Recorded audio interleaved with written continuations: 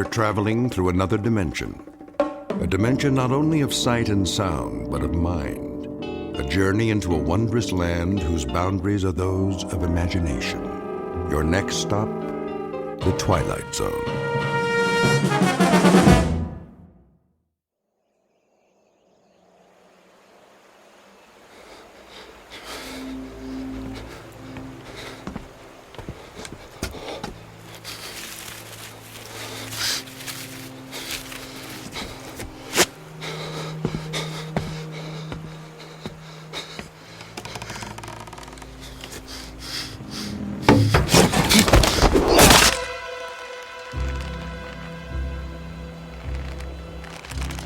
He's dead. Get him down! Yes, Captain. Clemens, what the devil do you think you're doing? Cutting him down, Captain. This is the last of the rope, Clemens. There's still one more to go. Just untie him! For pity's sake, catch him before he falls into the river. Traitor or not, he deserves a decent burial. Captain, the rope's looking pretty frayed. I'm not sure it'll take the weight of another prisoner. It'll have to. But, Captain... I said it'll have to! Yes, sir.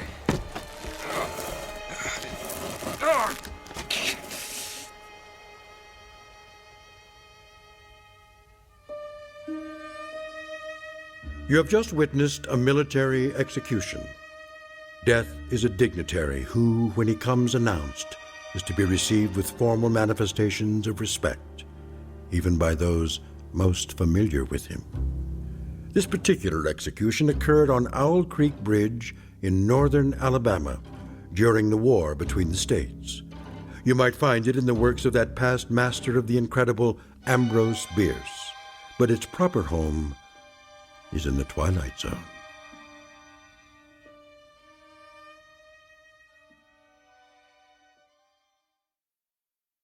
And now, The Twilight Zone and our story, An Occurrence at Owl Creek Bridge, starring Christian Stolte, with Stacy Keach as your narrator.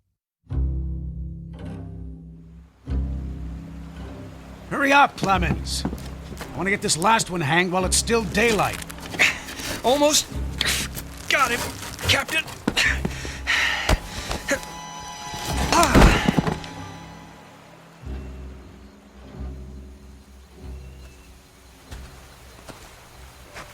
Your friends are dead, Peyton.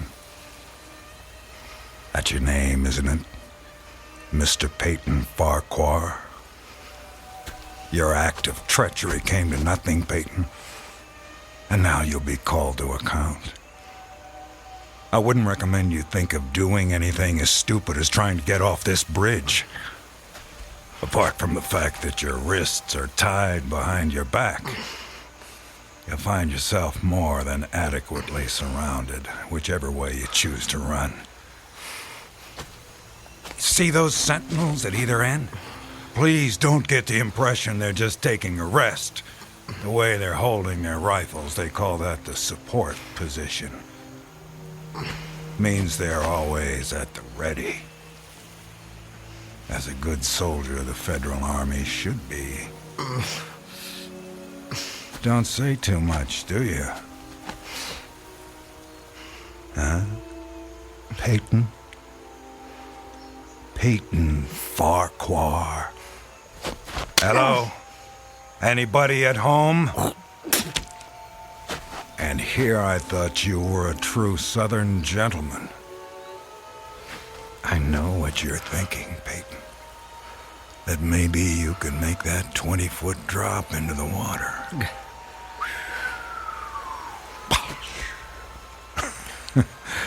And who knows, maybe you're good at that. But after that, your chances for continued survival become pretty slim. Look over there on the bank of the stream. You know what that is?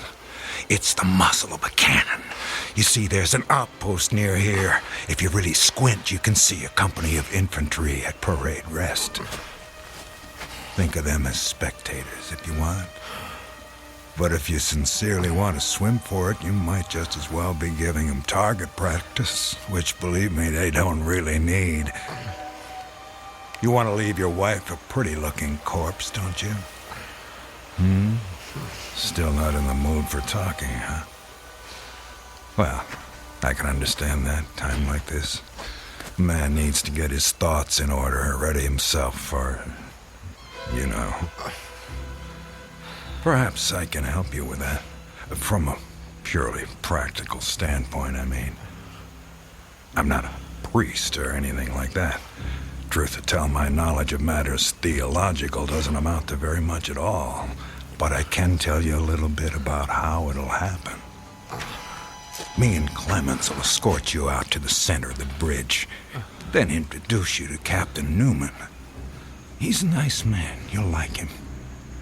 Me and Clemens salute the captain, then we stand behind him, leaving you face to face with the sergeant. Now, he's not such a nice man, sorry to say, but... Oh, I forgot. You two have already met. Well, when the moment comes, you'll both be standing on opposite ends of the same plank. He stands on the safe end, but you probably already guessed that. And you probably guessed that it's his job to hold the plank in place. Then, when the captain feels the time is right for him, not for you, he gives a signal to the sergeant. The sergeant steps aside, the plank tilts, and down you go. Nah, never having been hanged myself, I can't give you any information on what your final moments on this earth might feel like. But I can tell you, I've seen more than a few of these. And I'm sorry to have to tell you, it doesn't look any too pleasant. Anything to say about that? Well...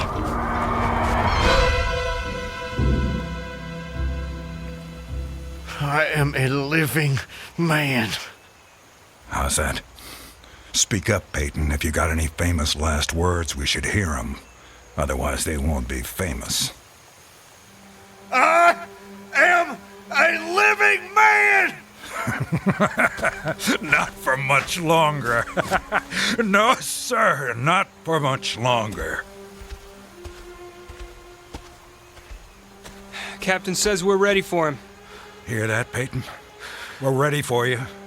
They say the Lord hates a coward, so take my advice and try and face it with a smile. Why do you have to do that, Levine? Do what? Taunt him like that. He shouldn't expect anything better.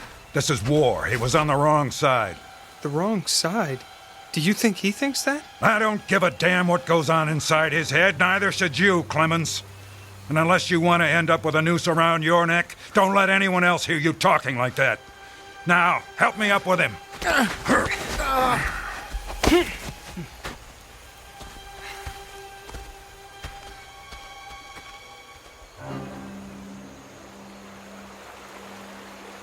Oh, Elizabeth. Elizabeth, my darling, what have I done? What have I done to you and the children? I promised you. Promised I'd come back. What is a man if he's not as good as his word? What am I? Secure the noose. The noose. If only I could free my hands. Perhaps I could throw off the noose. Perhaps I really could dive into the stream.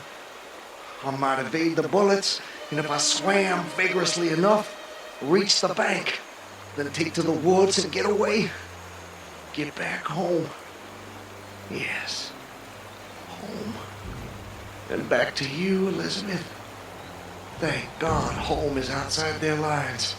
My wife and little ones are still beyond the invaders' farthest advance. That pounding. What is causing that pounding?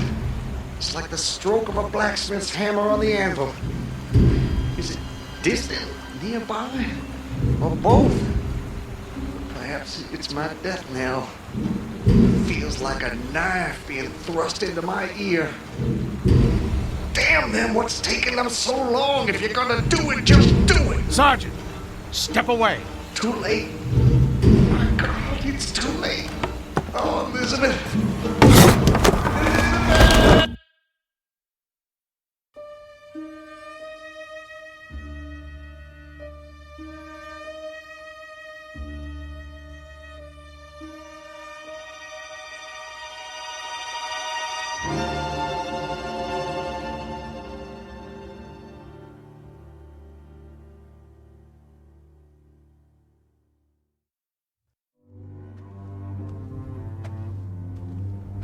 So, how much further is it?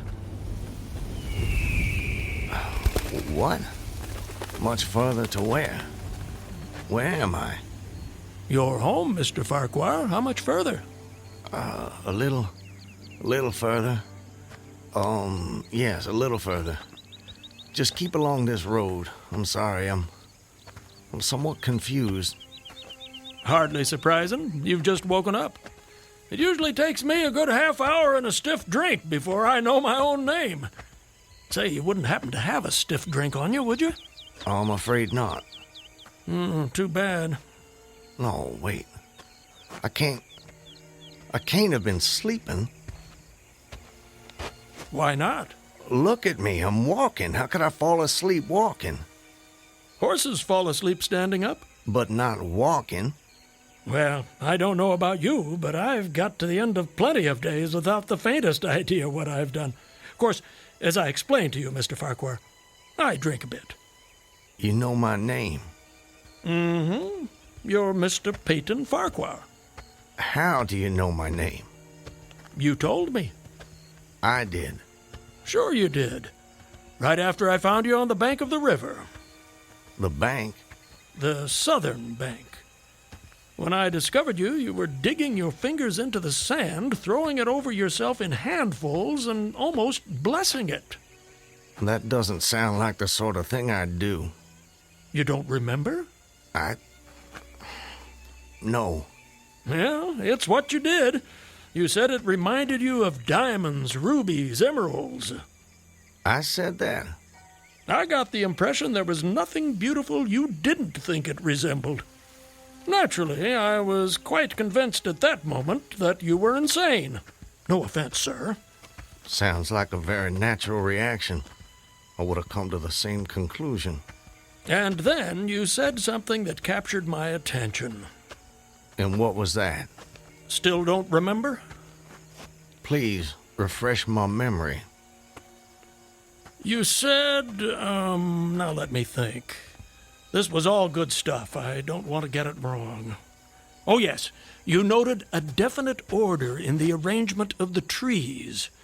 That a strange roseate light shone through the spaces among their trunks, and the wind made in their branches the music of aeolian harps. Well, sir, I've been from one end of this great land to the other, and I've met many madmen. Some of them confined for their own good, some of them elected to high office, but never a madman with such a poetic grasp of the language. That was when I knew you were just too interesting to leave where I found you.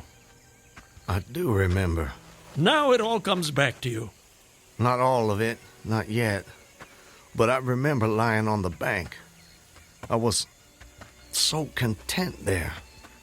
More than I've ever been in my... Right then and there, I had no wish to perfect my escape. I was happy to remain in that enchanting spot until they recaptured me. Recaptured, eh? You haven't mentioned that before. Of course, you haven't said much of anything since I found you. You're a man on the run, then. Forgive me, Miss... I'm sorry I don't seem to be able to recall your name. It'll come to you. Well, no offense, sir, but I'm not sure it would be wise to tell you the details. You're not a trusting man. Of late, I've become somewhat disappointed in human nature. I'm not sure why. This is a new world, Mr. Farquhar. It's understandable that you'd be cautious. But rest assured, I'm not what you might call political. But I do love a good story if you have one to tell. My story? I have no story. I have a life. A life that's become considerably more interesting of late, I'd venture to say. But beyond your name, I know nothing about you. What manner of man is Peyton Farquhar? Why do you want to know? The road I travel is long and lonely. I'm starved of intelligent conversation, and the only voice I ever hear is my own. Talking to oneself leads inevitably to madness. With you here as my temporary companion, I can stave off that unfortunate condition for at least another day. I see. And tell me, sir, where are you headed? Anywhere I'm welcome and nowhere I'm not. In short, nowhere in particular. So, you were telling me about yourself. Very well. My name is Peyton Farquhar. Peyton Farquhar. I'm a planter in these parts. A planter, eh? Good to have land. It is. So, I guess you have slaves. Naturally. No need to adopt that tone, Mr. Farquhar. I told you I'm not a political, just asking. Well, as it happens, I am what you would call a political. The Farquhars are an old and highly respected Alabama family. I'm naturally an original secessionist and ardently devoted to the Southern cause. Oh, your memory is reliable when it comes to the matter of who you are, if not where. I suppose so. And yet, if you'll forgive my temerity, for all your patriotic fervor, you clearly didn't take service with the gallant army of the South. May I ask why that was? Circumstances of an imperious nature prevented me from doing so, but I assure you I chafed under the inglorious restraint, longing for the release of my energies, the larger life of the soldier, the opportunity for distinction. And in good faith and without too much qualification, you assent to at least part of the dictum that all's fair in love and war. Are you mocking me by any chance? I would never, ever risk a fellow traveler's friendship for such a trivial gain. Please, continue, I beg of you. I imagine that the opportunity to serve your birthplace came at last, as it comes to all men in wartime. It did. It was one evening, as I was sitting under the magnolia trees near the entrance to my grounds. I was with my wife, Elizabeth. Children were playing nearby.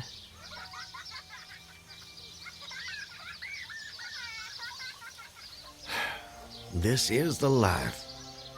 It surely is, my dear. It surely is. Look at it. It's all so perfect. I'll tell you frankly, Elizabeth, if I should die this very moment, I'd die a happy man. Peyton, darling, I wish you wouldn't say such ghoulish things. I can't bear the thought. I have no fear, Elizabeth. I have no intention of passing away from sheer bliss. I just wanted to make the point that, well, that on such a beautiful evening as this, it's almost impossible to believe there is a war. I wish there weren't. But there must be. Why, Peyton? For them. For the sake of the children. They deserve the best future we can give them. Isn't that worth dying for? I understand that, Peyton. I do. It's just that... I sometimes wonder if we couldn't... Peyton, look! That soldier is one of ours. Water. Please. You're exhausted. Peyton, should I fetch one of the slaves? By no means. We'll take care of them ourselves. Get him some water, Elizabeth. Let me help you down, sir. Oh, thank you. You must be starved. Come inside, my man.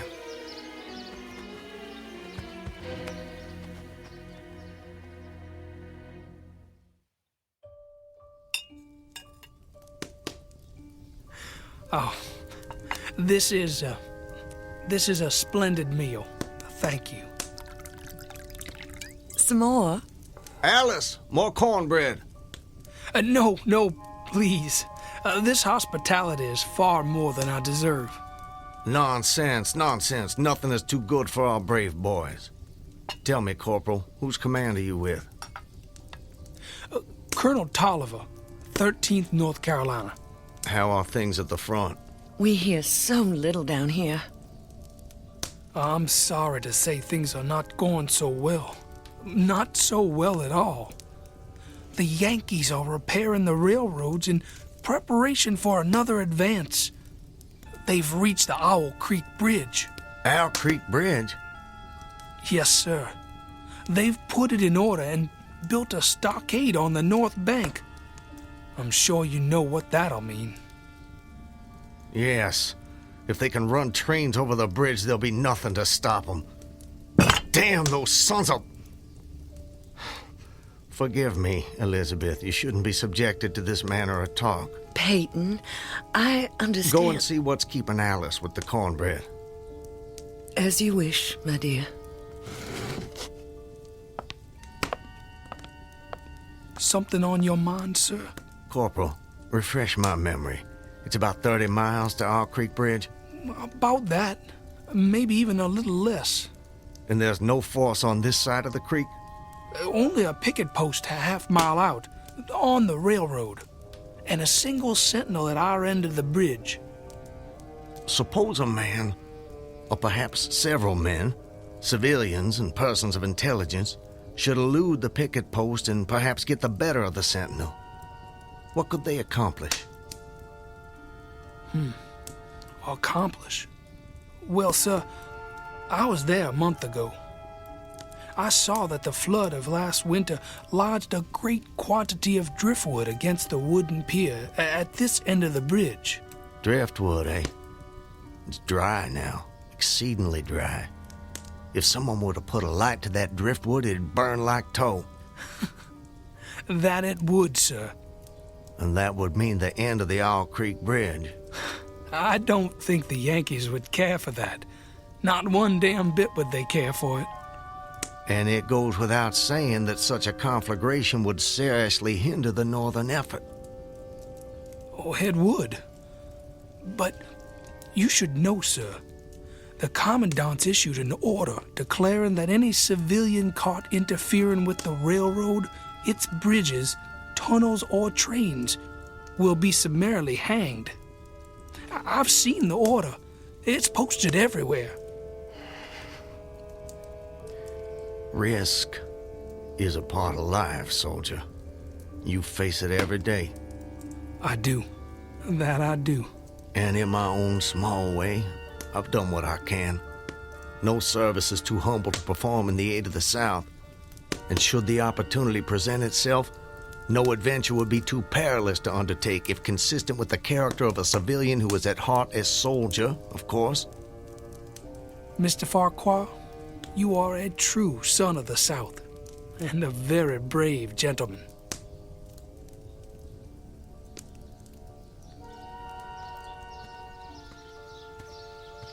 Elizabeth, I have to go away. Away? For how long, Peyton? Probably just a couple of days. Why? Business. Larson will be going with me, maybe Zeller too. I don't know. I'll have to ask him. Peyton, don't go. I don't want you to. The children need you. It's for the sake of the children that I'm doing this, Elizabeth. Why can't you understand that? I do understand. I really do, but I'm afraid... terrified of losing you. If a man doesn't stand up for what he believes in, then we lose everything. Just promise me one thing. Promise you'll come back to me. I promise. And I'm a man who keeps his promises, my love. Setting fire to the Owl Creek Bridge. Sounds like a most audacious plan. It was. I must confess, Mr. Farquhar, I'm a little confused. How so? You strike me as a competent and determined gentleman. I imagine whatever you want out of life, you get it. That's fair to say. What of it? Simply that I'm surprised your endeavor came to nothing. And what makes you imagine that? Your present predicament. The absence of your co-conspirators. Those marks upon your neck? And if someone had set the Owl Creek Bridge alight, I'm sure I would have noticed it in some way. Let me check. Where there's smoke, there's fire, and... Nope, no smoke. You're a very thorough fellow. For a moment I thought you might know more of my situation than you let on. From the way you talk, do I take it someone in your party betrayed you? Not in my party. But you recall the corporal who appeared at my plantation? Of course. He was a federal scout. Then you were deliberately entrapped. It seems they wanted to weed out the civilians who might cause them some trouble. If I'd only stayed out a little longer that night, I'd probably have seen that same rider repass my plantation, going northward in the direction from which he'd come. From the Owl Creek Bridge. Precisely. And when you and your co-conspirators... Patriots. ...made your assault on the bridge, the military were waiting for you. They made me watch as they hanged my friends for an act of treachery. The sergeant who put them to death was the same man who lured us there. Is there no honor in conflict? I've never been accused of having much imagination, but I might have guessed it would be something like that. I would say, sir, that you have too kindly an expression for one whose neck is in the hemp. It isn't. Isn't what? In the hemp.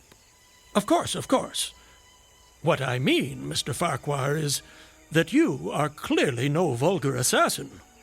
Fortunately, the liberal military code makes provision for hanging many kinds of persons. And gentlemen are not excluded. As they fastened the noose around my neck, I tried to fix my thoughts on my family. But there were so many trivial distractions.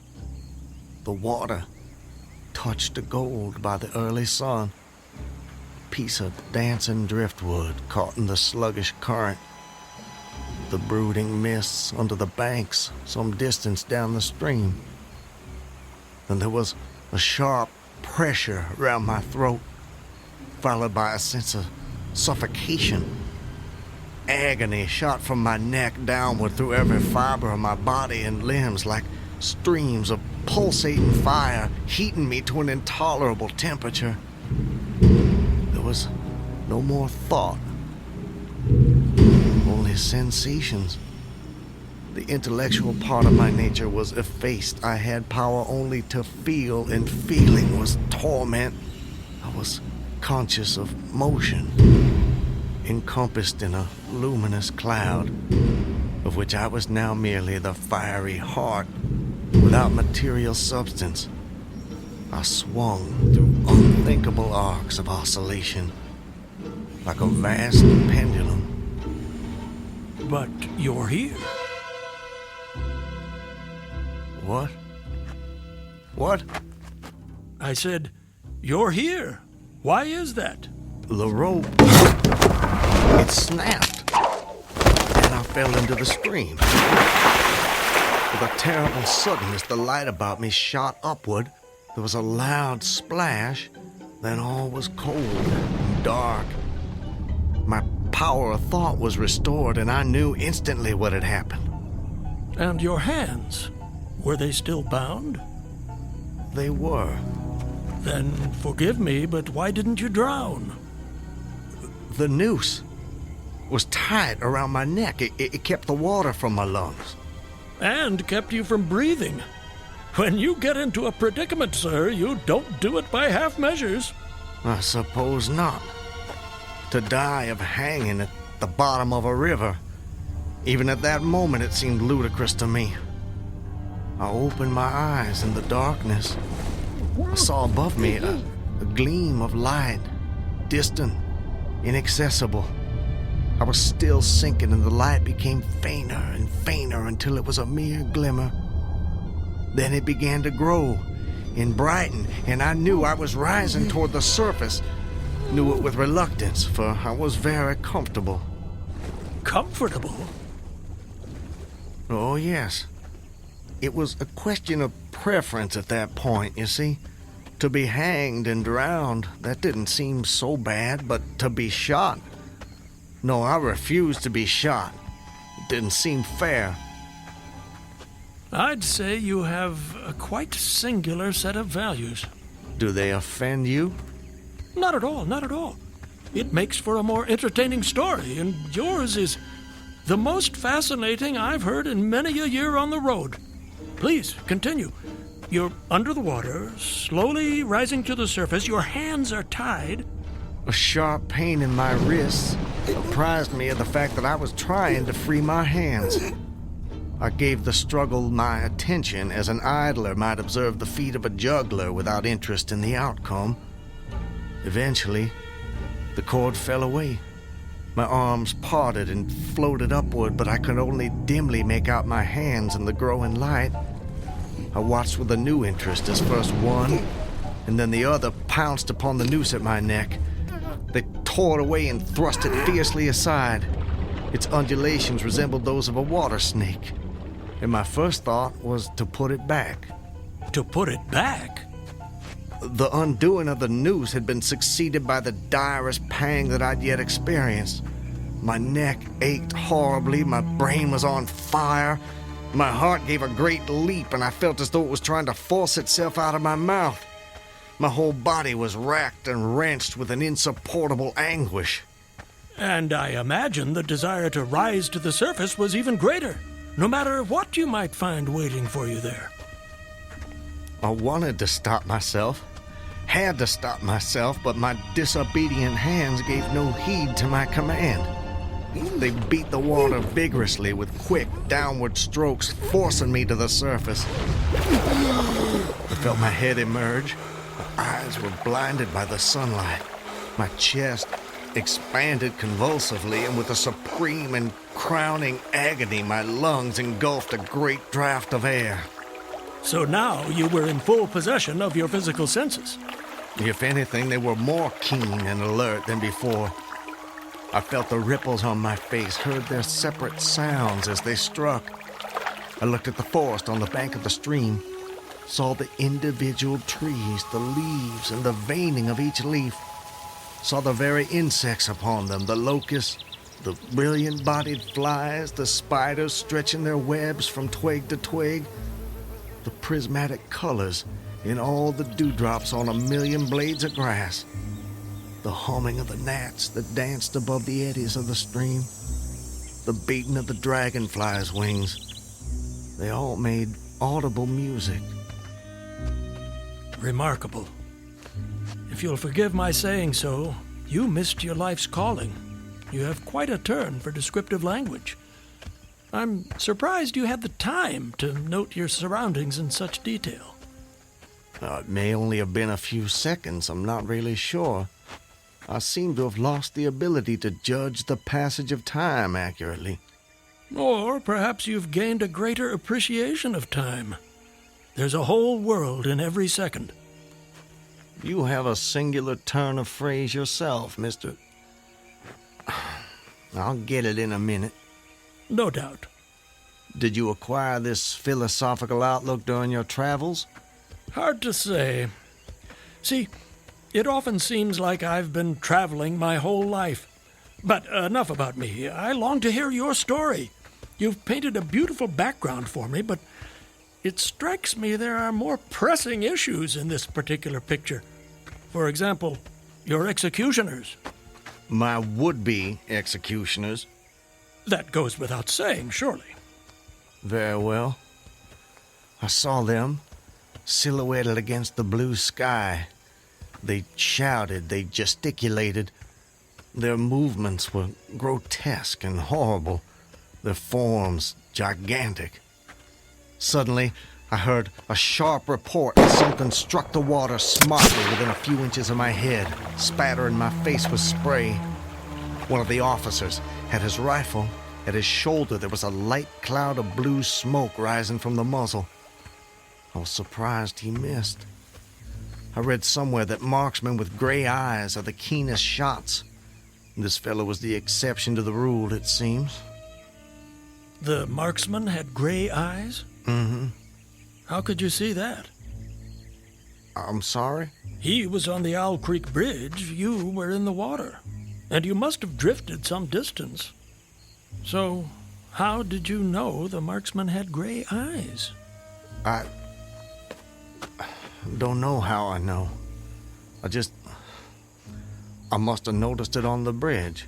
Just before your execution. My intended execution. As you say. Doubtless the detail was burned into my mind. Doubtless. I told you how much more alive my senses had become at that moment. Alive. Yes, indeed. That you did. At that moment, a counter-swirl turned me half around. I was looking into the forest on the bank opposite the fort. A clear, high voice rang out and came across the water with a distinctness that pierced and subdued all other sounds, even the beating of the ripples. The voice. What did it say? It said, Attention, company! Ready! Aim! How did you do that? "Run!" Fire!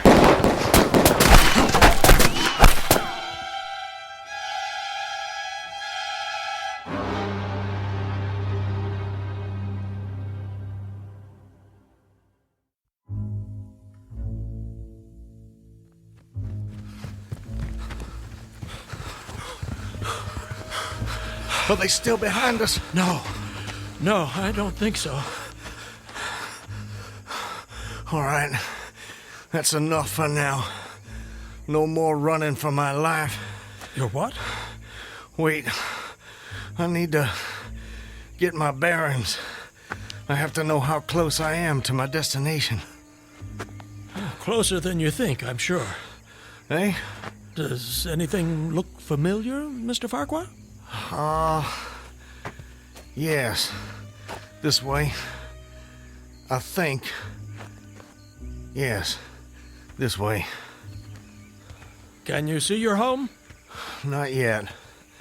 But it's not far now. I intend to be back in my wife's arms by close of day. You gave her your word. That I did. And that's important to you. It's a matter of honor. And honor, Mr. Honor means as much as love to a man of the South. A very moving sentiment.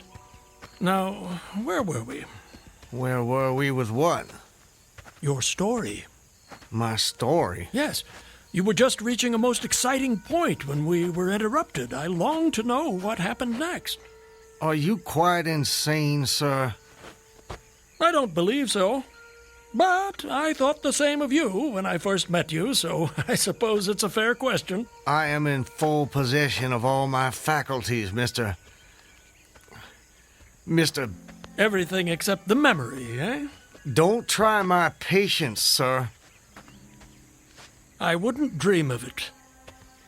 You asked me an important question, and I'm doing my best to answer it. But you'll appreciate it's difficult to judge these things when one spends so much time alone. If I had a constant companion, someone to tell me if and when I appeared to be losing my senses, that might be helpful, but that's not what fate has in store for me. And as I say, I try to avoid talking to myself because that seems to me the fastest route to madness.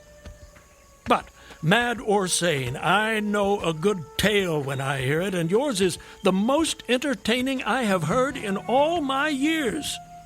Yes, sir, I shall cherish the memory of your experiences when I have long since ceased my wanderings. Please, go on. You'd escaped the noose by a most improbable stroke of good fortune, and then you found yourself in the stream and under fire. What was that like? Surely you can imagine that for yourself. We were just under fire a few minutes ago. But not in the water. Well, does it matter? Does to me. It's the setting that makes the crucial difference. Please. Very well. I suppose it might make the journey shorter, at least. Not mine. I dived to avoid the shots, dived as deeply as I could. Water roared in my ears like the voice of Niagara, yet still I heard the dulled thunder of the volley. those heightened senses of yours? I rose again towards the surface and was met again by more shining Yankee lead. One shot nicked my cheek, do you see it? I see it. Well, the next time I dove, I was a long time underwater, and I made damn certain I swam farther downstream and nearer to safety. Just as well, since the soldiers had almost finished reloading. The two sentinels positioned at either end of the bridge fired again, independently and ineffectually. I saw all this over my shoulder. I was now swimming vigorously with the current. My brain was as energetic as my arms and legs. I thought with the rapidity of lightning. I reasoned, you see, that the captain had probably already given the command to fire at will. And you surely couldn't dodge all the shots. You're not invulnerable. No man is. Then an appalling splash, just 2 yards away, was followed by a loud, rushing sound which seemed to travel back through the air to the nearby fort and died in an explosion which stirred the very river to its deeps. A rising sheet of water curved over me, fell down upon me, blinded me, strangled me. The cannon had taken a hand in the game. Did I tell you about the cannon? You must have done. Well, anyways, as I shook my head free from the commotion of the smitten water, I heard the deflected shot humming through the air ahead. And in an instant, it was cracking and smashing the branches in the forest beyond. I was certain they wouldn't be so far from their target next time, and it was a good gun. The report lagged behind the missile. But surely the smoke would have apprised you of another shot. So long as you kept your eye on the gun, you had a certain advantage. Am I correct? You are? The problem was how to reach the shore without turning my back on the cannon. You have my complete attention, sir. How did you manage it? Well, I don't know. I'm not sure. I felt myself whirled round and round, spinning like a top. The water, the banks, the forest, the distant bridge, fort, and soldiers, they were all somehow commingled, blurred. I could no longer make out objects, only colors. Circular, horizontal streaks of color. It was all I saw. I was caught in a vortex. I felt giddy and sick. Fascinating. Incredible. What is that damned hammering? I don't hear anything. Unless it's the ticking of your watch you can hear. My watch? You're lucky it still works after such an immersion.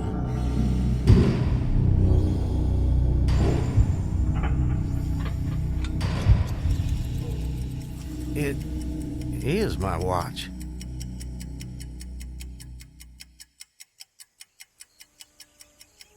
But why should I think...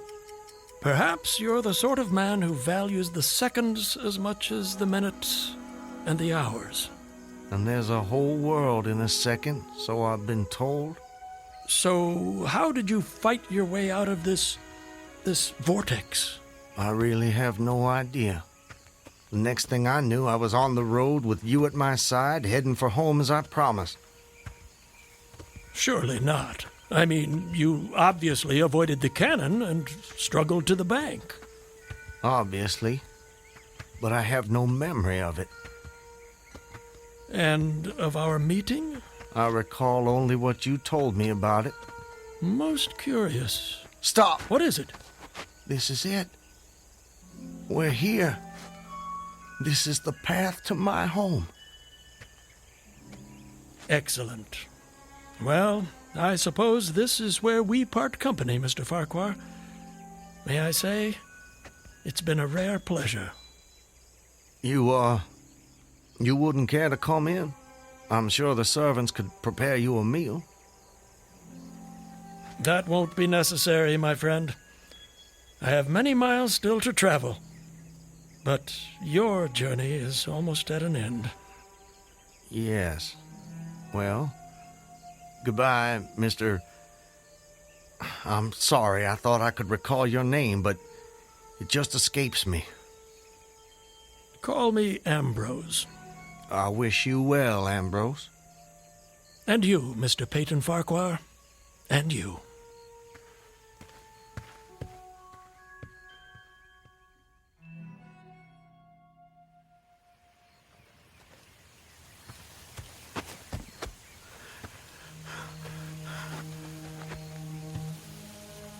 Home. Almost home. How long? How long since that damn imposter rode down this road? How long since I was drawn to the Owl Creek Bridge? I would say, sir, that you have too kindly an expression for one whose neck is in the hem. Seriously. It is. Isn't what? In the hem. Of course, of course. I promised I'd return, Elizabeth. All so perfect. They couldn't keep me from Just you. before your execution. My intended execution. As you say. Not even a noose around my neck could stop me from coming back to you, to the family. Yes, indeed. I told you how much more alive my senses had become at that moment. Alive. Alive. Yes, indeed. I saw them. John, don't tease your sister. I want you Elizabeth! both on your best behavior when your father returns. Elizabeth! Elizabeth! You're not invulnerable. No man is. Elizabeth! Elizabeth! I swore I'd come back to you. I promised. Peyton! Elizabeth! Peyton! Elizabeth! Peyton! Oh, Peyton! Peyton, my love! Elizabeth, let me hold you. Let me take you in my There's a whole world in every second.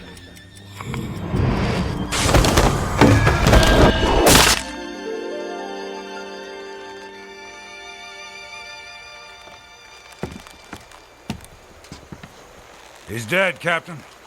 Good work. That's the last execution for today. Get him down! You know, Levine, for a moment there, I thought that rope wasn't gonna hold. It's strong enough. It did its job. Do you ever wonder what goes on inside a man's head in those last seconds before death? Like I said before, Clemens, I don't give a damn. And neither should you.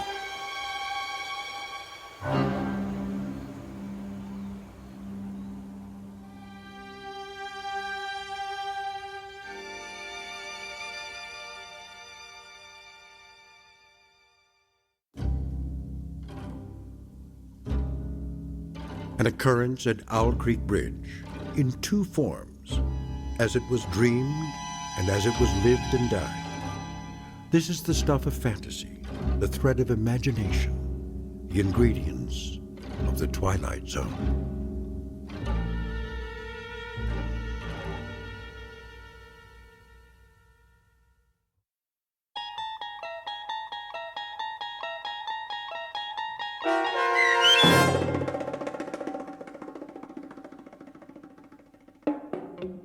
An Occurance at Owl Creek Bridge, starring Christian Stolte with Stacy Keach as your narrator, was adapted for radio by M.J. Elliott and based on the short story by Ambrose Bierce. Heard in the cast were Rob Riley, Danny Goldring, William Dick, Susan Hart, Gonzo Schexnader, and John Hogenacker. The producers of The Twilight Zone wish to thank CBS Enterprises and the Rod Serling Estate for making this series possible. This copyrighted radio series is produced by Carl Amari and directed by Joe B. Cerny for Falcon Picture Group. Sound design, custom Foley effects, recording, and editing are done in the Cerny American Sound to Picture Theater by sound designers Craig Lee, Todd Beyer, and Tim Cerny. To learn more about the Twilight Zone radio dramas and to contact us, visit our official website at twilightzoneradio.com. Doug James speaking.